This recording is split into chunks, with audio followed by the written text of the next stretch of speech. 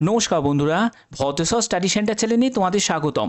তোমরা অনেকেই আমাকে কমেন্ট করেছো West Bengal central school service কমিশনের তরফ থেকে গ্রুপ সি গ্রুপ ডির জন্য বিজ্ঞপ্তি কবে জারি হবে, যেখানে যোগ্যতা মাধ্যমিক বা 8 পাস যোগ্যতা। তো এবার এই ভিডিওর মাধ্যমে তোমাদের সেই ইনফরমেশন প্রোভাইড করব। তোমাদের গ্রুপ সি গ্রুপ ডি স্কুলের গ্রুপ সি গ্রুপ ডির পদের জন্য বিজ্ঞপ্তি কবে জারি হবে, এর জন্য কি আপডেট আছে। তো দেখো, ভিডিওটা যারা যারা দেখছো তারা অবশ্যই ভিডিওটাকে শেষ পর্যন্ত দেখো, কারণ প্রত্যেকটি তথ্য তোমাদের জন্য গুরুত্বপূর্ণ। যে এখানে যোগ্যতার সাথে সাথে তোমাদের আর কি কি ক্রাইটেরিয়া ফুলফিল করতে হবে এবং তোমাদের কবে বিজ্ঞপ্তি জারি হতে চলেছে, তার জন্য অফিসিয়াল আপডেট কি আছে, প্রত্যেকটি তথ্য থাকবে এই ভিডিওতে। একদম অথেন্টিক ইনফরমেশন আমি প্রতিনিয়ত তোমাদের কাছে প্রোভাইড করে থাকি। আর এরকমই জেনুইন ইনফরমেশন পাওয়ার জন্য অবশ্যই চ্যানেলটাকে সাবস্ক্রাইব করে রাখবে, বেল আইকনটাকে অল করে রাখবে। তো দেখো, প্রথমে আমি তোমাদের এই নোটিশটা দেখাচ্ছি, যেটা হলো সুপ্রিম কোর্টের তরফ থেকে যে অর্ডার পাস হয়েছে, সেই অর্ডারটা একবার দেখে নাও। তোমরা জানো যে ক্লাস 9, 10, 11, 12 যারা not founded to be the tainted candidate, দেখো যারা যারা টেন্টেড ক্যান্ডিডেট যারা আছে তাদের ক্ষেত্রে 31শে ডিসেম্বর 2025 পর্যন্ত তারা টিচিং করে যেতে পারে। এবং সেটা কেন করা হয়েছে সেই জায়গাটাও কিন্তু এখানে উল্লেখ করা আছে। সেটা হলো যে ল্যাক অফ টিচার্স, মানে টিচার্সের বর্তমান সময়ে অনেক অভাব আছে।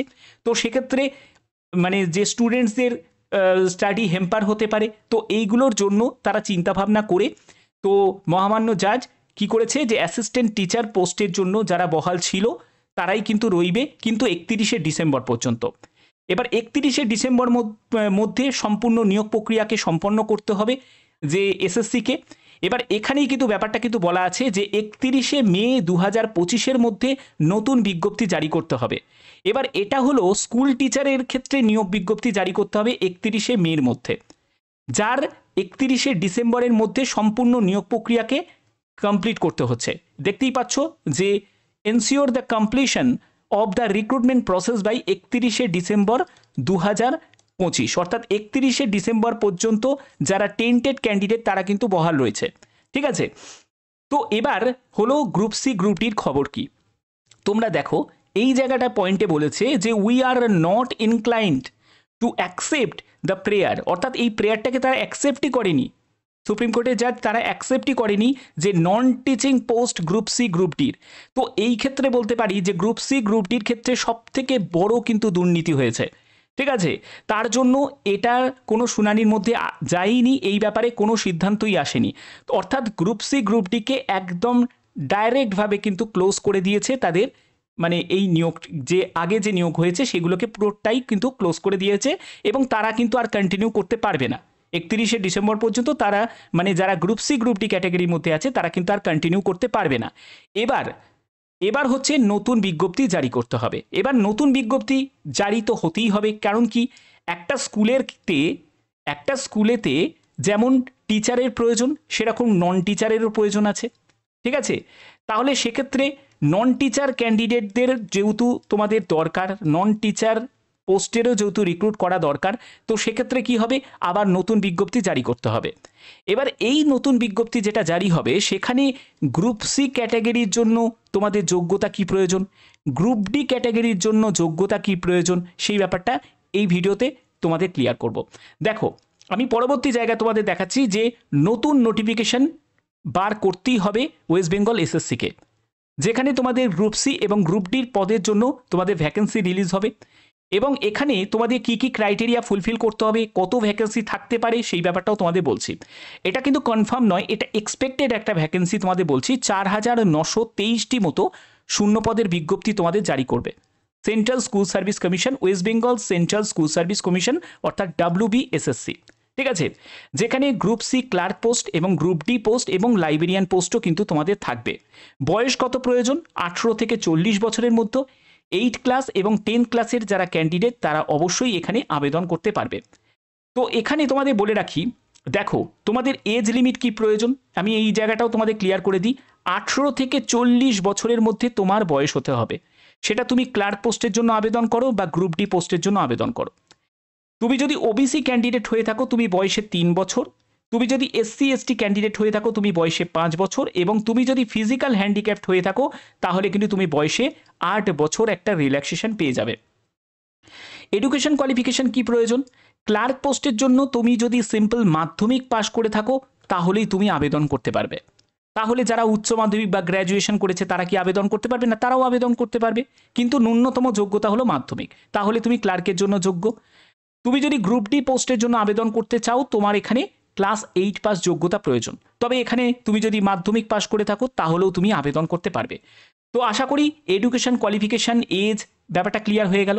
বেতন কত টাকা পাবে? দেখো, বেতনের ক্ষেত্রে কিছু পরিবর্তন হবে, এবং যদি পরিবর্তন না হয় তাহলে তোমাদের মোটামুটি বেতন এই লেভেলের তোমাদের থাকবে, যেটা হলো তোমাদের গ্রুপ ডি জন্য স্যালারি, তোমাদের নিউ বেসিক স্যালারি হচ্ছে 17,000 টাকা, সঙ্গে তোমাদের এইচআরে যুক্ত হবে 2040 টাকা, মানে 12% অফ বেসিক, তারপরে মেডিকেল 500 টাকা এবং ডিএ 510 টাকা, এবং নিউ মান্থলি তোমাদের গ্রস স্যালারি এসে দাঁড়াচ্ছে 20,050 টাকা। ওকে, উইদাউট ইনক্রিমেন্টে এটা দাঁড়াচ্ছে। এবার তোমাদের এটা কিন্তু আমি গ্রুপ ডির ক্ষেত্রে বললাম, ক্লার্কের ক্ষেত্রে সেটা কিন্তু যে রোপা 2019 অনুযায়ী যেরকম তোমাদের যা রুলস থাকবে সেই অনুযায়ী তোমরা ক্লার্কের ক্ষেত্রে ধরে রাখতে পারো 25 থেকে 27,000 টাকা মতো তোমরা শুরুতে বেতন পাবে।